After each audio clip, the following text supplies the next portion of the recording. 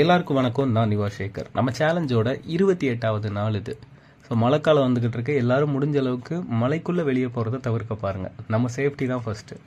அப்புறம் கதை எப்படி இருக்குது, ஃப்ளோ புரியுதா அப்படின்னு சொல்லி நான் நிறைய கேட்டிருந்தேன்.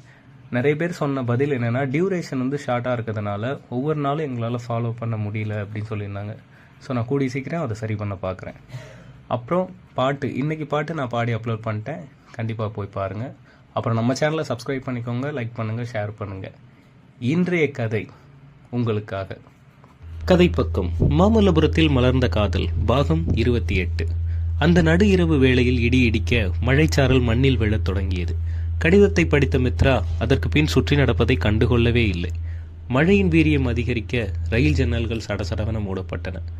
படியேறும் பக்கமாக நின்றிருந்த ஆதவன் மித்ராவின் பக்கமிருந்து தலையை திருப்பவே இல்லை. மழைச்சாரல் ஆதவனின் ஒரு பக்க சட்டையை நனைக்க அப்பொழுதும் உணர்வில்லாதவன் போல் மித்ராவையே பார்த்து கொண்டிருந்தான். ஆதவனின் மனதினுள், இவ்வளவு அன்பு என் மேல வச்சிருக்காளே, ஏன் என்கிட்ட வெளிப்படுத்த மாட்டாக்கா என்ற கேள்வியும் ஓடாமல் இல்லை.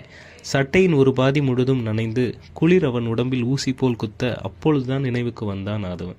சட்டையை கழட்டி அதனை பிழிந்த ஆதவன் அதே சட்டையை மாட்டிக்கொண்டு மித்ரா இருக்கும் இடம் நோக்கி நடந்தான்.